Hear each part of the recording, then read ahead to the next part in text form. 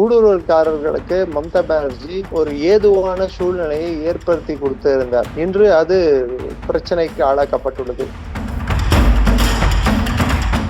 இன்று மம்தா பானர்ஜி தூக்கி எறியப்பட்டதற்கு ஒரு முக்கியமான காரணம், இந்திய எல்லைக்கு ஒட்டிய போல் இல்லம் பெருவாரியான பகுதிகள் ஜமாத் இஸ்லாமியோட ஆட்கள் கைப்பற்றியுள்ளார்கள். நாளைக்கு இவங்க மம்தா பானர்ஜி அரசு திரும்பி வந்தா இந்த ஊடுருவல்காரர்கள் கிட்டத்தட்ட எல்லை பகுதியோட மொத்த அங்க அதோட நிலப்பரப்புல இருக்கக்கூடிய மக்களையே அந்த தன்மையே மாத்திடுவாங்க.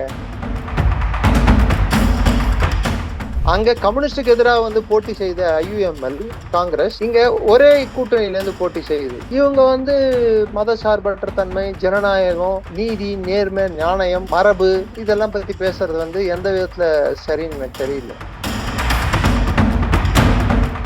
குவிந்திருந்த லட்சக்கணக்கான மக்களுக்கு ஸ்டேஜ்லயே சாஷ்டாங்கமா விழுந்து நன்றி தெரிவிச்சாரு. அவரோட நன்றியை தெரிவிச்சாரு.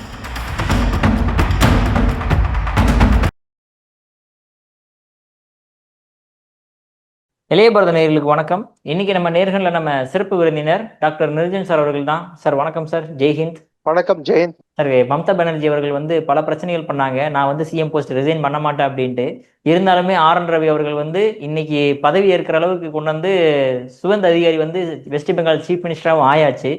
ஸோ இனிமேட்டி அந்த பங்களாதேஷ் இமிகிரண்ட்ஸ் எப்படி இருக்கும், எந்த மாதிரி சுச்சுவேஷன் இருக்கும் சார்? இன்னைக்கு நம்ம ஷேக் ஹசீனா கூட வாழ்த்துக்கள் தெரிவிச்சிருக்காங்க. வெளியவே பேசுற அளவுக்கு வந்திருக்காங்க. அப்படிங்கும்போது ஒரு மிகப்பெரிய ஒரு மாற்றமா நம்மளால பார்க்க முடியுமா இல்லையா?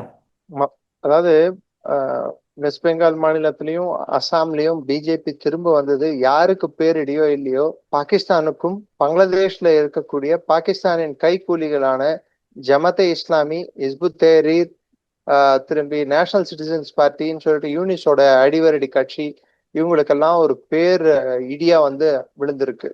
காரணம் என்னடான்னா, நார்த் 24 பர்கனாஸ், கூச் பெரார், முர்ஷிதாபாத், மால்டா இந்த மாதிரி டிஸ்ட்ரிக்ட்ஸ்ல எல்லாம் பார்டர் எல்லையோர பாதுகாப்பு மிகவும் கவலைக்கிடமாக இருந்தது. மம்தா பானர்ஜி லேண்டை டிரான்ஸ்ஃபர் பண்ணல மத்திய அரசுக்கு. அங்க எல்லையை பராமரிக்கிறதுக்கும் அங்க ஒரு ஃபென்ஸ், அதாவது தடுப்பு கட்டுறதுக்கும் இதுக்கெல்லாம் வேலி போடுறதுக்கும் அவங்க பர்மிட் பண்ணல. இதனால பல இடங்கள்ல ஊடுருவல்கள் அதிகமா இருந்தது. போதை மருந்து கடத்துதல், ஆயுதம் கடத்துதல், கால்நடை கடத்தல், ஆள் கடத்தல், அத்துமீறி இங்கே பங்களாதேஷிகள் இங்க செட்டில் ஆகிறது, ஊடுருவல்கள். பிளஸ் இங்கேயும் அங்கேயும் 2 பாஸ்போர்ட் வச்சுட்டு 2 நாட்டிலையும் குடிமகன்களாக இல்ல குடிமகள்களாக வலம் வருது, அங்க கல்யாணம் பண்ணிட்டு இங்க குடும்பம் நடத்துறது, இதெல்லாம் இயல்பா நடந்துட்டு இருந்தது. இப்போ இதுக்கெல்லாம் முற்றுப்புள்ளி வைக்கக்கூடிய ஒரு சூழ்நிலை உருவாகி உள்ளது மேற்கு வங்கத்துல. அதனால்தான் இன்னும் சொல்ல போனா ஒரு பயத்தையும் அச்சுறுத்தலையும் உருவாக்கணுன்ற ஒரு காரணத்துக்காக தான் சுவேந்தி அதிகாரியோட PAவையே ஒரு 3 நாளைக்கு முன்னாடி சுட்டு கொன்னாங்க. அவர் தான் மம்தா பானர்ஜியோட முக்கியமான வரம்பின் கீழ் வரக்கூடிய, அதாவது மம்தா பானர்ஜியின் கோட்டை என்று கூறப்பட்ட பவானிபூர் கான்ஸ்டுவன்சில அவங்களை தோற்கடிக்கிறதுக்கு முக்கியமான காரணம் இந்த சந்திரநாத் ரத் என்ற நபர் தான். அவர் ஏர்ஃபோர்ஸ்ல இருந்து வேலை பார்த்தவர். அதுக்கப்புறம் வெளியே சுவேந்தி அதிகாரியோட வலதுகரமாகவே செயல்பட்டார். கரெக்டா பிளான் பண்ணி அவரை கரெக்டா வீட்டுக்கிட்ட இருந்து ஒரு 16-15 மீட்டர் தூரத்துல அவரோட வண்டியில கிட்ட போயிட்டு க்ளோஸ் ரேஞ்சில் சுட்டு கொண்டு இருக்காங்க. ஸோ கொன்னவர்கள் அவர்கள் 2 மணி நேரத்தில் பங்களாதேஷை சென்று அடைந்தார்கள் என்று தகவல்கள் கூறுகின்றன. இன்னொரு பக்கம் அபிஷேக் பானர்ஜி உங்க ரத்த பாதுகாப்பா வச்சுக்கோங்க அப்படின்னு சொல்லியிருக்காரு மீட்டிங்ல. ஒரு 3 நாள் அதாவது இந்த தேர்தல் முடிவு வரத்துக்கு 4 நாள் முன்னாடி. ஸோ அபிஷேக் பானர்ஜியும் இப்பொழுது சஸ்பிஷன், அதாவது இந்த கொலையில அவரோட பேரும் அடிப்படுது. பிளஸ் பங்களாதேஷ்ல இருந்து ஊடுருவல்காரர்கள், பங்களாதேஷோட உளவமைப்பு, குறிப்பிட்டு சொல்லணும்னா பங்களாதேஷோட உளவமைப்புன்னு சொல்றதோட பங்களாதேஷ்ல இருக்கக்கூடிய எதிர்கட்சியான ஜமாத்தே இஸ்லாமி மட்டுமல்லாமல் பாகிஸ்தானுக்கு துணை சென்ற பல்வேறு அமைப்புகள் அங்கே இருக்கின்றன, இஸ்புத் தெஹ்ரீர் போன்ற அமைப்புகள். நீங்க மறந்துடக்கூடாது, பாகிஸ்தானோட உள அமைப்பு ISI, யூனிஸ் இருந்த காலகட்டத்தில் ரொம்ப ஆக்டிவா இருந்தாங்க. இன்ஃபேக்ட் மம்தா பானர்ஜி கட்சியின் மீது சுமத்தப்பட்டுள்ள இன்னொரு முக்கியமான ஒரு குற்றச்சாட்டு, டிஎம்சி வந்து பெரிய அளவுக்கு பண உதவி ஜமாத் இஸ்லாமிக்கு செய்திருக்கிறது என்று. அதனால்தான் அவங்க ஜெயிச்ச மொத்த இடங்கள் பாத்தீங்கன்னா 68 இடங்கள்ல பெருவாரியான இடங்கள் வந்து இந்தியாவுக்கு ஒட்டிய எல்லை பகுதிகள் தான். அதுவும் குறிப்பாக மேற்கு வங்கத்தை ஒட்டிய எல்லை பகுதிகள் தான். ஏன்னா மேற்கு வங்கத்தோட பங்களாதேஷ் எல்லை வந்து 2217 கிலோமீட்டர். மொத்த மேற்கு வங்கத்தோட இந்தியா, அதாவது வங்கதேசத்தோட இந்தியாவோட எல்லை எவ்வளவுன்னு எடுத்து பாத்தீங்கன்னா 4096 கிலோமீட்டர். அதுல வெறும் 2217 கிலோமீட்டர் மேற்கு வங்கத்துக்கு கூட பங்களாதேஷ்க்கு எல்லை உண்டு. சோ இந்த பகுதியில வந்து இதை ஒட்டிதான் இருக்கிற பகுதிகளில் 68 சீட்டுகளை ஜெயிச்சிருக்கு. ஐ மீன் அதிகவாரியான சீட்டுகள் 68 சீட்ல அதிகபட்சமான சீட்டுகள் 60க்கும் மேற்பட்ட சீட்டுகளை அவங்க ஜெயிச்சிருக்கிற இது வந்து இந்த பகுதியில தான். சோ அப்போ ஊடுருவல்காரர்களுக்கு மம்தா பானர்ஜி ஒரு ஏதுவான சூழ்நிலையை ஏற்படுத்தி கொடுத்திருந்தார். இன்று அது பிரச்சனைக்கு ஆளாக்கப்பட்டுள்ளது. நேத்து கசியும் தகவல் என்னன்னா, சுவேந்து அதிகாரி பதவி ஏற்பதற்கு முன்னாலேயே புல்டோசர்கள் யூபியில் இருந்தும் அசாமில் இருந்தும் ஒரிசாவில் இருந்தும் ரயில் பெட்டிகளில் பெங்காலை நோக்கி சென்று கொண்டிருக்கிறது என்ற தகவல். புல்டோசர் ஆக்ஷன் வில் ஃபாலோ சூன். தகர்த்து எரியப்படுவார்கள். ஸோ இந்த வர்டிக்ட்ன்றது வந்து நம்ம ரெண்டு கண்ணோட்டத்துல பார்க்கலாம். ஒரு ஹிந்து மாஸ் கன்சாலிடேஷன், இந்துக்கள் வந்து பெருவாரியான ஓட்டுகளை போட்டு பெருசா அவங்க வந்து ஏன் இந்த கன்சாலிடேஷன் கொடுத்துருக்காங்கன்னு எடுத்து பாத்தீங்கன்னா, இது போன்ற ஒரு முஸ்லிம் அப்பீஸ்மெண்ட் பாலிடிக்ஸை வந்து லேடி சுராவர்தியாவே மம்தா பானர்ஜி மாறிட்டாங்க. சுராவர்தி யாருன்னு பாத்தீங்கன்னா டைரக்ட் ஆக்ஷன் டேன்னு சொல்லிட்டு ஒண்ணு இருக்கு. He was the Prime Minister of Bengal partition. அப்போ ஓப்பனா முஸ்லிம் லீகோட காசுக்கு சப்போர்ட் பண்ணி பிற்காலத்துல பாகிஸ்தானுக்கு பிரதமராக கூட சர்வ் பண்ண ஆளு பெங்காலி. ஆனால் அவர் பதவியிலிருந்து இறக்கப்பட்டார். ஸோ மம்தா பானர்ஜியோட இன்னொரு பேரு லேடி சுராவர்தி. இப்போ சட்ட ஒழுங்கு சீர்கேடு, கள்ளக்கடத்தல், இன்னும் சொல்ல போனா பங்களாதேஷ் மூலமாக அந்நிய சதிகள் இந்தியாவுக்குள் நடப்பது எல்லாமே வந்து கட்டுப்பாட்டில் எடுத்துட்டு வரப்படும் என்பது ஒரு ஆறுதல் அளிக்கக்கூடிய ஒரு விஷயம் இந்த தேர்தல் மூலம். அடுத்து நீங்க பாத்தீங்கன்னா, மியான்மர் வரை சென்ற இந்த அமெரிக்க உளவாளி மேத்யூ வேன் டைக் அப்படின்ற ஒரு உளவாளி அங்க பர்மால போயிட்டு மியான்மர், பங்களாதேஷ் வழியா போய் மியான்மர் போய் அங்க அரக்கன் ஏரியால போயிட்டு தீவிரவாதிகளுக்கு யுக்ரைன்ல இருந்து வந்த 6 பேர் இன்னொரு ஒரு 7 பேர் மொத்தம் 14 பேர் குழு. அவங்க ட்ரோன்கள் எப்படி பண்றது, ட்ரோன்களை எப்படி உபயோகப்படுத்தணும், எப்படி டார்கெட் பண்ணணும், அதுல இந்தியாவோட எதிரான குழுக்களும் அங்கே தஞ்சம் எடுத்து தஞ்சம் அடைந்துள்ளனர். ஸோ அங்கிருந்து அவங்க ஆப்ரேஷன் பண்ணிட்டு இருந்தா அது பங்களாதேஷ் மூலமாக அவங்க செயல்படுறதுக்கு பங்களாதேஷ்லயும் ஒரு சூழல் ஏற்பட்டது. ஏன்னா லஷ்கர் தொய்பா போன்ற அமைப்பு இஸ்தஹாப் இலாஹி ஜஹீர் அப்படின்னு சொல்லிட்டு லஷ்கர் தொய்பா அமைப்பின் தலைவர் கூட இந்த எல்லை பகுதிகள் தான் அதிகம் சுற்றுப்பயணம் மேற்கொண்டார். ரெண்டாவது, நீங்க வந்து டெமோகிராபிக் சேஞ்ச வெறும் வந்து ஓகே முஸ்லிம்ஸ் தானே வீடு அவங்க முஸ்லிம்ஸ் வந்து வீடு கட்டினது வந்து வெறும் பெங்காலி முஸ்லிம்களாக நீங்க பாத்தீங்கன்னா, ஆமா பெங்காலி முஸ்லிம்கள் இந்தியாவில் வந்து பார்ட்டிஷனுக்கு அப்புறம் இருக்கிற முஸ்லிம்கள் அவங்க இந்திய முஸ்லிம்கள். ஈஸ்ட் பாகிஸ்தான்ல வந்தவங்க பிற்காலத்துல பெங்கால்ல இருந்து வந்து இங்க வர ட்ரை பண்றவங்க அவங்க அத்துமீறி வரக்கூடிய மத்த நாட்டு முஸ்லிம்கள். அடிப்படை புரிதல் வேண்டும். இவங்களுக்கு பிறப்பாலேயே குடியுரிமை உண்டு. அவங்க ஓட்டுக்காக மம்தா பானர்ஜி குடியுரிமை வழங்கினார். ஸோ அவர்களை அப்புறப்படுத்த வேண்டியது யாரோட கடமைன்னா மத்திய அரசோட கடமை. Demographic change. அங்க தாஸ், அதாவது சந்திரதாஸ் அப்படின்னு நினைக்கிறேன் ஒருத்தரை வந்து, பிளஸ் அங்க மொண்டல் அப்படின்னு இன்னொருத்தரை பங்களாதேஷ்ல எப்படி ஹிந்துக்களை வந்து வேட்டையாடினாங்க, எப்படி கொன்னாங்க ஷேக் ஹசீனா அரசு விழுந்த பிற்பாடு. இது இங்க இந்து எழுச்சிக்கு ஒரு காரணமா அமைந்தது. இன்று மம்தா பானர்ஜி தூக்கி எறியப்பட்டதற்கு ஒரு முக்கியமான காரணம், இந்திய எல்லைக்கு ஒட்டிய போல் இல்லம் பெருவாரியான பகுதிகள் ஜமாத் இஸ்லாமியோட ஆட்கள் கைப்பற்றியுள்ளார்கள்.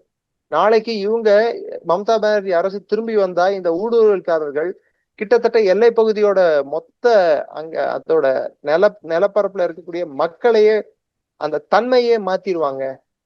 அது மொத்தம் இஸ்லாமிய மயமாயிடும். மொழி ஒண்ணுதான்,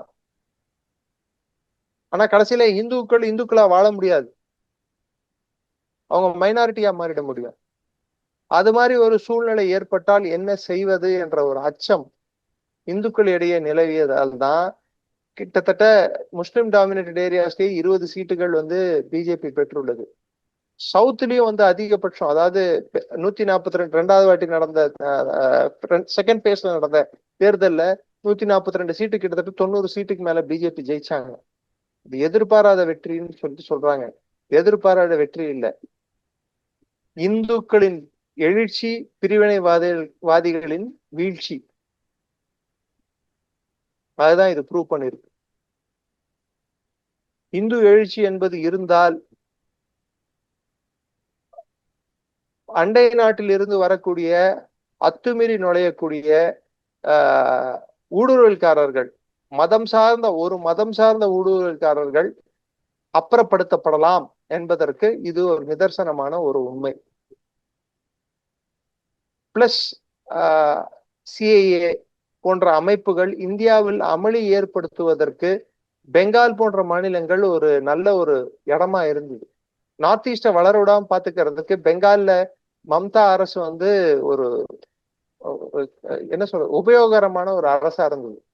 அந்த அரசு போனது இந்தியாவின் பாதுகாப்பை மட்டுமல்ல, பொருளாதார ரீதியிலையும் கிழக்கு பக்கத்தை நோக்கி இருக்கக்கூடிய வளர்ச்சி அதிகரிக்கிறதுக்கான ஒரு அச்சாரம் என்று போட்டுள்ளார்கள். அசாம் முதல் ஆந்திரம் வரை என்டிஏ அரசு அல்லது பாஜக அரசு, நீங்க எப்படினாலும் கூப்பிட்டுக்கலாம். அசாம் முதல் ஆந்திரம் வரை இன்னும் விட்டு வச்சிருக்கிறது தமிழ்நாடு மட்டும்தான். சோ தேசிய எண்ணோட்டத்துக்கு ஏற்றவாறு நாட்டின் நலன் கருதி பெருவாரியான மக்கள் ஓட்டளித்துக் கொண்டு இருக்கும் இந்த வேளையில் தென்னகத்தில் இருக்கக்கூடிய சில மாநிலங்கள் மட்டும்தான் தேசிய எண்ணோட்டத்தை பிரதிபலிக்காத வண்ணம் ஓட்டளித்துக் கொண்டிருக்கிறார்களோ என்ற ஒரு கேள்வி எழுந்துள்ளது. தேசிய எண்ணோட்டம் என்பது பிரிவினைவாதிகள், பிரிவினை பேசும் நபர்கள், பிரிவினை குணம் கொண்ட கட்சிகள், பிரிவினை எண்ணம் கொண்ட தலைவர்கள், இவர்களை ஆதரிப்பது என்பது தேசியத்துக்கு எதிரானது. அந்த பிரிவினை என்பது வந்து federal setup. India is not a federal setup. India is a quasi federal setup. அரசியல் சாசன சட்டமும் படிக்க மாட்டாங்க, சட்டமும் படிக்க மாட்டாங்க, நியாயமும் தெரியாது. சரி, எல்லாரும் என்ன சொல்றாங்க, இது மதவாதிகளின் வெற்றி அப்படின்றாங்க. கேரளால இந்தியன் யூனியன் முஸ்லீம் லீக் வந்து காங்கிரஸோட கூட்டணி வச்சுக்கிட்டு ஆட்சியை பிடிச்சிருக்கு. இந்தியாவை துண்டாடிய முஸ்லீம் லீக் கட்சியோட வழித்தோன்றல்கள் தான் இந்த இந்தியன் யூனியன் முஸ்லீம் லீக், ஐயுஎம்எல்.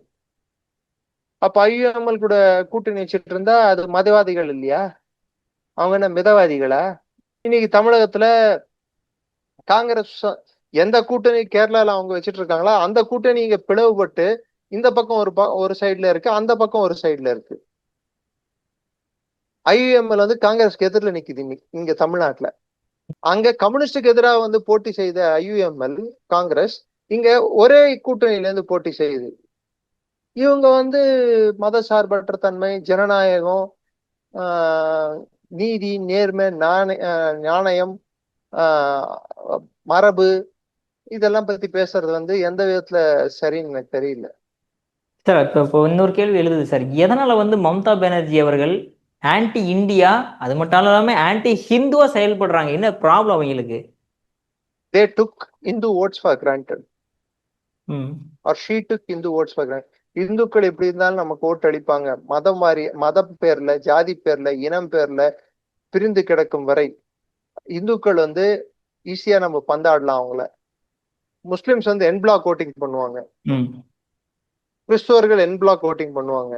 இந்துக்கள் சிதைந்து கிடைக்கிறார்கள், அதனால அவங்கள வந்து ஒன்றும் பண்ண முடியாது, எப்படி இருந்தாலும் நம்மளுக்கு தான் ஓட்டு போடுவாங்கன்ற ஒரு மனப்பான்மை மம்தா பானர்ஜி கிட்ட இருக்கு. இன்னைக்கு அது சிதைந்துள்ளது. Anti India stand sir. இதனால அவங்க என்ன நினைச்சிட்டாங்க, BJP equal to India, India equal to பிஜேபின்னு ஒரு கண்ணோட்டம் அவங்களுக்கு ஏற்பட்டிருக்கு. இன்று பிஜேபி, நாளை வேற யாரோ. இந்தியாவை யாரெல்லாம் வந்து நேசிக்கிறார்களோ, யாரெல்லாம் இந்த நாட்டின் உண்மையான தன்மையை பாதுகாக்க வேண்டும் என்று நினைக்கிறார்களோ அவர்கள் பக்கம் மக்கள் இருப்பார்கள். அந்த பேசிக் அடிப்படை புரிதலே மம்தா பானர்ஜிக்கு இல்லாமல் போனது துரதிருஷ்டவசமானது. சோ அந்த பேசிக் புரிதல் அந்த அம்மாக்கு இல்ல, தீதிக்கு இல்ல. இருந்திருந்தா ஆட்சி பறி போன அப்புறமும் நான் ராஜினாமா பண்ண மாட்டேன்னு சொல்லிட்டு அடம் பிடிச்சிருக்க மாட்டாங்க.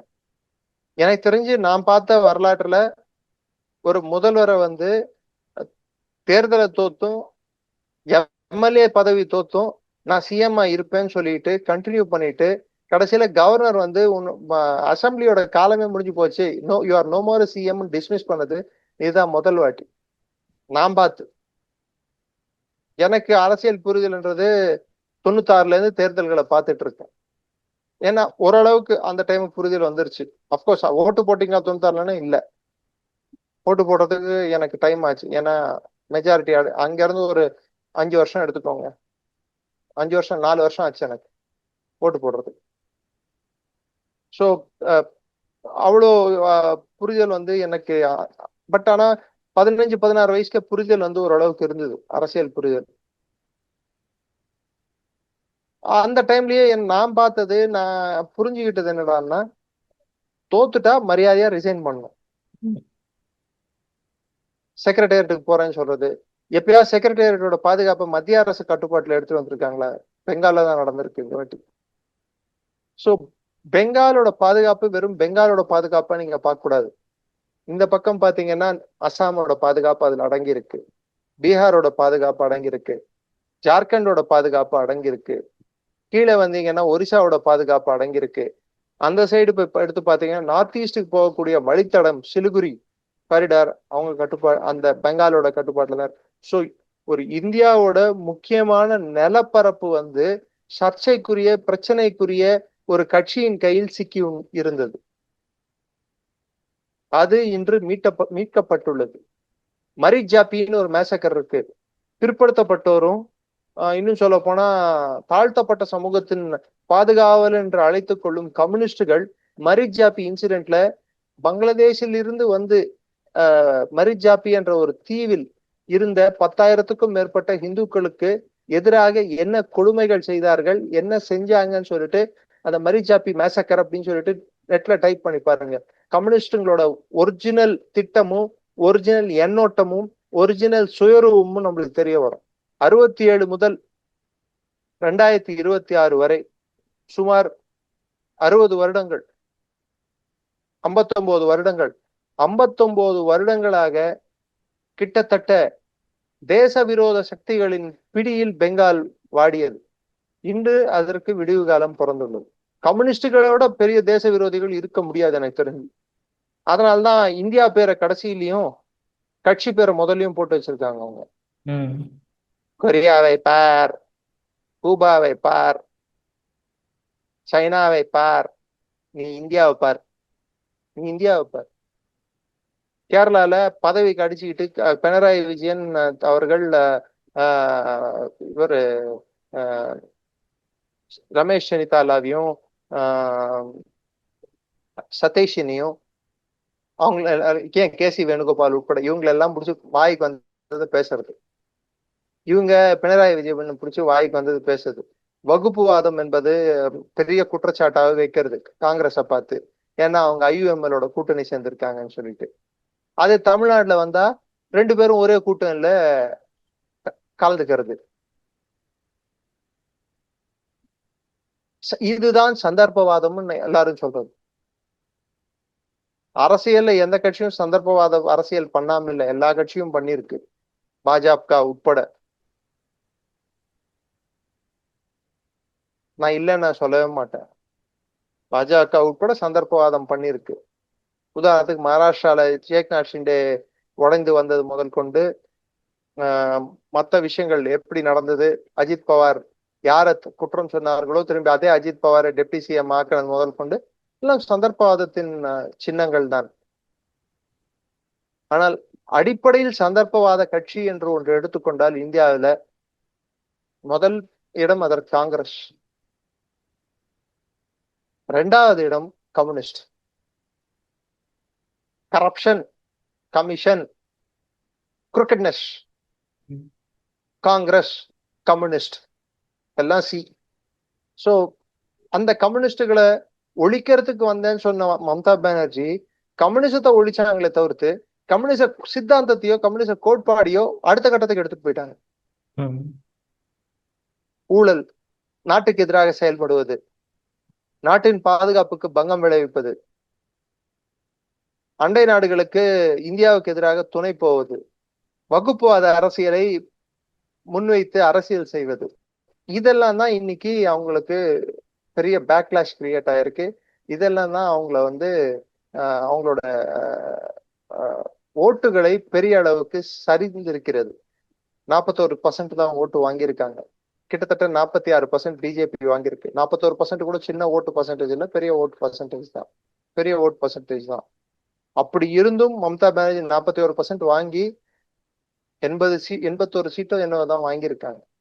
அவங்களோட இஸ்லாமிய ஓட் பேங்கே வந்து சதறி இருக்கு, தேங்காய் போல. சூர தேங்காய் உடைச்சா எப்படி சதுரமா அப்படி சதறிடுச்சு. களஞ்சியங்களை அள்ளுவது போல இந்து ஓட் பேங்க்ல ஒண்ணு சேர்ந்து அள்ளி இருக்காங்க. நெற்கதிர்களை அள்ளுவது போல ஒரு களஞ்சியமா சேர்த்திருக்காங்க பிஜேபி. சரி சார், இப்போ கடைசியா ஒரே ஒரு கேள்வி. இப்போ புதுசா பதவி ஏற்றிருக்கக்கூடிய சுவேந்து அதிகாரி அவர்கள் அந்த எப்படி அவர் வந்து செயல்பட போறாரு? ஏன்னா அவருமே டிஎம்சில இருந்து வெளியே வந்தவர் தான், பாஜக இணைஞ்சு இப்ப சிஎம்மாவே ஆவறாரு. இது பாஜகக்குள்ளேயே கொஞ்சம் பிரச்சனை வராதா? வெளியிருந்து வந்தவன் வந்து நீங்க சிஎம் ஆக்கி உட்கார வச்சிருக்கீங்க அப்படின்ற மாதிரி விஷயங்கள். ஷியாமா பிரசாத் முகர்ஜியே காங்கிரஸ்ல இருந்து வந்தவர் தாங்க. ஜன்சங்கீத் நிறுவனரே இந்தியாவின் முதல் தொழில்துறை மந்திரியா இருந்தவர் தான். மறந்துட்டீங்களா என்ன? அவங்க எந்த கட்சியில இருந்தாங்கன்னு பாக்காதீங்க, அந்த கட்சியில இருந்து வந்த பிறகு அவர்களோட செயல்பாடு என்னன்னு பாருங்க. திரு எம்ஜிஆர் அவர்களும் திமுகவில் இருந்து வந்தவர் தான். அப்படி பார்த்தா இந்தியால ஒரு காலத்து ஒரே கட்சி தான் இருந்தது, காங்கிரஸ் தான்.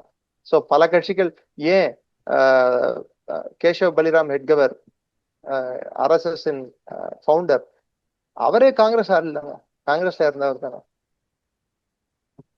இந்தியாவை நேசிக்கும் காங்கிரஸாக இருந்தவரை அது சரியாக இருந்தது. அந்நிய நாட்டின் கைக்கூலி காங்கிரஸாக மாறிய பிற்பாடு, இல்ல அந்நிய நாட்டின் தலைமையின் கீழ் காங்கிரஸ் வந்த பிற்பாடு அங்கேதான் பிரச்சனை ஆரம்பிக்குது. சோ இவர் டிஎம்சில இருந்து வந்ததால டிஎம்சியோட சித்து வேலை, நாச வேலை எல்லாத்தையும் இவருக்கு நல்லா தெரியும். சோ இவர்கிட்ட ஆடுறது கொஞ்சம் கஷ்டம்தான். ரெண்டாவது மறந்துடாதீங்க, 2 தேர்தல்ல மம்தா பானர்ஜியை தோற்கடிப்பதுன்றது அவ்வளவு எளிதில்லை.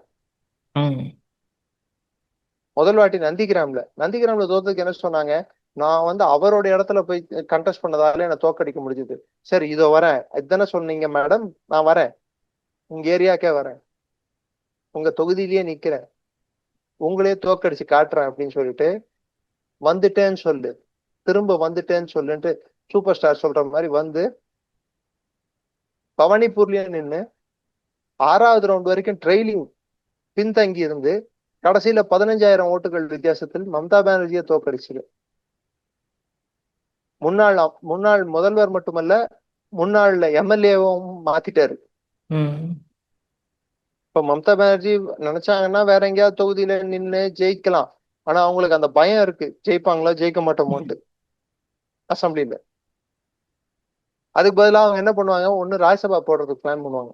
ராஜ்யசபா ஏதோ ஒரு வேகன்சி வந்த உடனே வேகன்சி ஆக்கி விட்டு இவங்க ராஜ்யசபா போயிடுவாங்க. டிஎம்சி கட்சிக்காரங்களே இப்போ கட்சி தாவல் என்பது சகஜம். ஏன்னா ஒரு காலத்துல கம்யூனிஸ்டா இருந்தவெல்லாம் டிஎம்சியா மாறினான். இந்த வாட்டியே கம்யூனிஸ்டுகள், பெருவாரியான கம்யூனிஸ்டுகள் பிஜேபிக்கு ஓட்டு போட்டிருக்காங்க. அதாவது கட்சிக்காரர்கள் இல்ல, கம்யூனிஸ்ட் அனுதாபிகளா இருந்தவங்க கம்யூனிஸ்டுக்கு ஓட்டு போட்டுருக்காங்க. இவங்க எப்படி தமிழ்நாட்டுல திமுகவின் ஓட்டு வங்கிகள் என்று கருதப்பட்ட பல பேர், அதிமுகவின் ஓட்டு வங்கிகள் என்று கருதப்பட்ட பல பேர் வந்து தாவைக்காக்கு ஓட்டு போட்டிருக்காங்களோ அதே ஒரு சூழல் தான் இப்போ இங்கேயும் நடந்திருக்கு. ஸோ இது மாதிரி சூழல்கள் நடந்து கொண்டேதான் இருக்கும், இது ஒண்ணும் பண்ண முடியாது. ஆனா மொத்தத்துல மேற்கு வங்கத்துல ஆட்சி மாற்றம் என்பது இந்தியாவோட ஒட்டுமொத்த பொருளாதார வளர்ச்சி, அதாவது வடகிழக்கின் பொருளாதார வளர்ச்சிக்கும் கிழக்கு பகுதியில் இருக்கக்கூடிய இந்தியாவின் பாதுகாப்பு, சிலிகுரியில ஒரு காம்பஸை வச்சு ஒரு வட்டம் கிழிச்சிங்கன்னா இந்த பக்கம் சைனா, அந்த பக்கம் நேபாள், இந்த பக்கம் பங்களாதேஷ், அந்த பக்கம் பூட்டான், எல்லாம் ஒரு ஒரு வட்டத்துக்குள்ள வந்துடும், 100 கிலோமீட்டர் வட்டத்துக்குள்ளேயே. சிலிகுரியில இருந்து 21 கிலோமீட்டர் காரிடார். சிலிகுரி பத்தி நான் வீடியோவே நம்ம தனியா ஒண்ணு பண்ணோம். சோ அந்த அந்த இதுல இருந்து எண்ணத்துல இருந்து நீங்க எடுத்து பாத்தீங்கன்னா அப்ப புரிய வரும் அது எவ்வளவு இம்பார்ட்டன்டான ஒரு விஷயம்னு சொல்லிட்டு. இந்த வெற்றி என்பது சிலிகுரியில அண்டர் கிரவுண்ட் மூலமா கனெக்ட் பண்றதுக்கு, நார்த் ஈஸ்ட கனெக்ட் பண்றதுக்கு, வடகிழக்க கனெக்ட் பண்றதுக்கு ட்ரெயின் சேவையை வந்து மேம்படுத்துறதுக்கு ட்ரை பண்ணிட்டு இருக்காங்க. இப்போ ரெண்டுத்துலயும் ஒரே ஆட்சி இருக்கும்போது ஈஸியா அவங்களால பண்ண முடியும். இன்னைக்கு பிரதமர் ஒரு விஷயம் பண்ணியிருக்காரு. காலைல ரெண்டு முக்கியமான விஷயங்கள் பார்க்கப்பட்டது பதவி பிரமாணத்துல. சுவேந்தி அதிகாரி முதல் பாஜகவின் முதலமைச்சராக பதவியேற்றார், அது எல்லாருக்கும் தெரிஞ்ச விஷயம். போனவர் வந்து ரவீந்திரநாத் தாகூர் அவர்களின் திருவுருவப்படத்துக்கு அவரோட பிறந்த நாள் அன்று இன்னைக்கு பதவி பிரமாணம் நடத்திச்சிருக்காங்க. அதுக்கு அவர் மரியாதை செலுத்த பிற்பாடு ரெண்டாவது யாருக்கு மரியாதை கொடுத்தாருன்னா, அங்க அங்க வந்து குவிந்திருந்த லட்சக்கணக்கான மக்களுக்கு ஸ்டேஜ்லயே கீழே சாஷ்டாங்கமா விழுந்து நன்றி தெரிவிச்சாரு, அவரோட நன்றியை தெரிவிச்சாரு. சோ அது ஒரு இத வந்து பல தலைவர்கள் அது வந்து அந்த மாதிரி எண்ணமோ அந்த மாதிரி தெளிவோ இல்லாத பல தலைவர்கள் இருக்காங்க. நான் நெக்ஸ்ட் இதுல நான் உங்களுக்கு சொல்றேன் அதை பத்தி. சோ அடுத்து இன்னொன்னு பாத்தீங்கன்னா 97 வயதான மாணிக்லால் சர்க்கார் அப்படின்னு சொல்லிட்டு ஒரு RSS ஒர்க்கர், 16 வயசுல இருந்து RSSல இருக்காரு. அதுக்கப்புறம் ஷியாமா பிரசாத் முகர்ஜியோட ரைட் ஹேண்டா இருந்தாரு. காஷ்மீர்ல கூட அவர் கூட இருந்தவர். அவர் கைது செய்யப்பட்ட போதும் பிஜேபியோட one of the oldest worker. அவரு கௌரவப்படுத்தினார்கள் மேடையில். சால்வை போர்த்தி அவர் காலை தொட்டு கும்பிட்டு அதுக்கப்புறம் தான் பதவி. இதுதான் this is what makes BJP a different party. கடக்கோடியில இருக்கக்கூடிய கடைசி தொண்டனுக்கு கூட அந்த மரியாதை உண்டு. அந்த தொண்டன் கூட எனக்கு பேர் வரணும் புகழ் வரணும்னு இன்னைக்கு யோசிக்க மாட்டான். என் நாடு நல்லா இருக்கணும்ன்ற அந்த ஒரு எண்ணம் இருக்கு பாருங்க, அது இருக்கிற எந்த கட்சியா இருந்தாலும் வாழும். இந்த கட்சி அந்த கட்சின்னு சொல்லல, என் நாடு என் மக்கள் அப்படின்னு இருந்தா வாழும். என் குடும்பம் என் வீடு என் உற்றார் உறவினர் அப்படின்னு இருந்தா அது இருக்கிறது கேள்விக்குறிதான். மம்தா பானர்ஜி பெங்கால்ல வந்து அவங்க எடுத்துக்கொண்ட முதல் முயற்சிகள் வந்து கம்யூனிஸ்டுகளை கேள்வி எழுப்பியது, நந்திகிராம் புரொட்டஸ்ட், இதெல்லாம் வந்து அது சரியோ தவறோ மக்களுக்கு ஆதரவாக குரல் எழுப்பிய ஒரு நபராகவும் ஒரு ஸ்ட்ரீட் ஃபைட்டராகவும் அவங்கள பார்க்கப்பட்டது. அந்த ஸ்ட்ரீட் ஃபைட்டர் அபிஷேக் பானர்ஜி பைப்போவின் கையில் மாட்டிக்கொண்டு, பைப்போன்னா மருமகனின் கையில் மாட்டிக்கொண்டு மருமகனின் கைப்பாவையாகவே மாறிவிட்டார். ஊழலுக்கும் தேச விரோத செயல்களுக்கும் புகலிடமாக பெங்கால் மாறிய பிற்பாடு அங்கே ஆட்சி மாற்றம் தவிர்த்து இந்து எழுச்சி தவிர்த்து வேற ஒன்னுத்துக்கும் வழி இல்லாம போனதுனால்தான் இன்று பிஜேபி ஆட்சி அமைத்துள்ளது. பிஜேபி ஆட்சிக்கு வந்ததுக்கு காரணம் பிஜேபியின் முயற்சி 50% என்றால் மம்தா பானர்ஜியின் தப்பான செயல்பாடுகள் 50%. சோ மம்தா பானர்ஜி ஓரளவுக்காவது நேர்மையான ஆட்சியும் நாட்டின் மீது நம்பிக்கை கொண்ட ஆட்சியும் நடத்தி இருந்தால் இந்த ஒரு கதி அவருக்கு ஏற்பட்டிருக்காரு. Okay sir. சார் சூப்பரா எக்ஸ்பிளைன் பண்ணீங்க சார். உங்க பொண்ணான நேரத்தில் இளைய பாலம் ஒதுக்குனதுக்கு மிக்க நன்றி சார். ஜெய்ஹிந்த். நன்றி. ஜெய்ஹிந்த்.